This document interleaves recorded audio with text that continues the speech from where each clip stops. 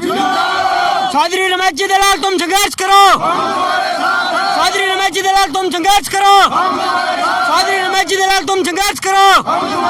किसान एकता, किसान एकता, किसान एकता।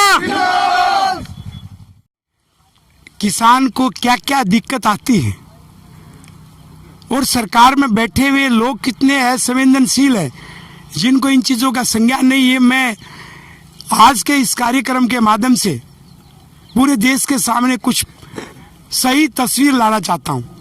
ये देखिए हमारी फसल, ये फसल पशुओं के चारे के लिए ताकि दूध ज़्यादा हो। अब ये जो हरी है इसको हम चारा बार बार काट के फूटती रहती डालते रहते हैं और उसके बाद जो हमारी भैंस है, गाय है, वो ज़्यादा दूध देती है और वही दूध जाके शहर में, दिल्ली में, बड़े बड़े महानगर में काम आता है, उनका हम पेट भरते हैं। वो फिर जो उसके बाद आप जो हमारी जो दूसरी उधर फसल है गेहूं की, ये गेहूं की ये हमारी फौज का, ये हमारी जनता का यही पेट भरती है। लेकिन आप देख रहे हैं कि अभी कई जगह बरसात से नुकसान हुआ, ओलावृष्टि हुई, कोई मुआवजा नहीं देगा। नरेंद्र मोदी जी कहते हैं हमने तो कंपनियों को बीमे का ठेका दे दिया। अरे कंपनी तो पैसा कमाने के लिए, देने के लिए थोड़ी है। तो कई बार भगवान भी हमारे से रुष्ट हो जाता है, लेकिन हम कभी जनता से रुष्ट नहीं हुए। हमारा पेट से खाली रह जाए, भगवान भी कई बार नुकसान करता है, लेकिन हम फिर भी देश के लिए अन्न पैदा करते हैं, हम फिर भी पशु के लिए चारा पैदा करते हैं, हम पशु के भी रक्षक हैं और हम मानव के भी रक्षक, उसका पेट भरते हैं। और जो सरकारें हैं वो इस बात को समझ ले कि आज़ादी से पहले जो एक ही टैक्स सिर्फ कृषि से आता था, हजारों हजारों साल तक हमारे पूर्वजों ने इसी खेती से सरकारों को चलाया। आज तो सरकारों के कई प्रकार के दूसरे टैक्स आ गए, लेकिन पहले तो अनाज की लगान थी और अनाज की लगान से ही सरकारें चली, मुगल सम्राट चले। तो नरेंद्र मोदी जी और दूसरी पार्टियों की जो राज्य सरकारें, उनको एक बात समझना चाहिए कि वो किसानों की अनदेखी न करें। ऐसे ही हमें अन्नदाता नहीं बोला जाता।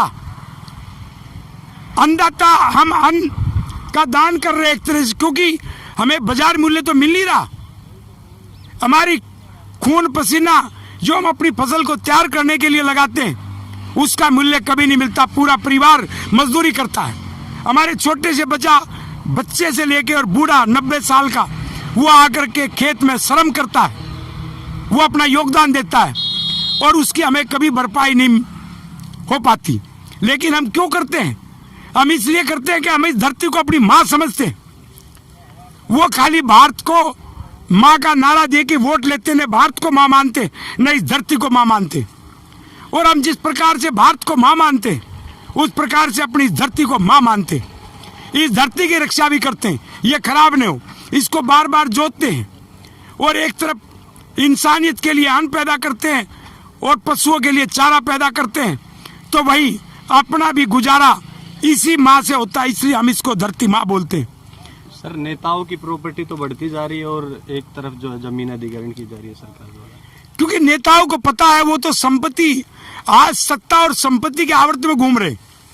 किसी को देख लो, या तो उसको सत्ता चाहिए, सरकार के लिए लड़ता है, या संपत्ति चाहिए। और हमारे जो किसान जिनके पास संपत्ति थी, उनकी संपत्ति को छीन करके अब वो संपत्ति नेताओं की बनने जा रही है।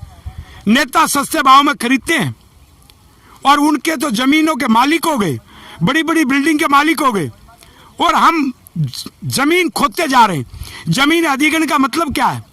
टाटा, बिरला, अंबानी, अडानी को जमीन देना सस्ते भाव में और हमारे से जमीन को लूटना। और उस लूट में नेताओं ने अपनी जमीन जायदाद, नेताओं ने इतनी संपत्ति खड़ी कर ली। इसलिए संपत्ति के चक्कर में नेता ही फंस गए, उद्योग नेता भी फंस गए, व्यापारी नेता भी फंस गए। और सिर्फ एक यही किसान है, अपना जो किसान भाई है, वो सिर्फ पेट के लिए लड़ रहा है, अपनी माँ की रक्षा के लिए लड़ रहा है। और वो आज भी सिर्फ अपनी 2 रोटी खाने के लिए जूझ रहा है, संघर्ष कर रहा है। इन पर सोचना चाहिए, लेकिन कोई सोचता नहीं।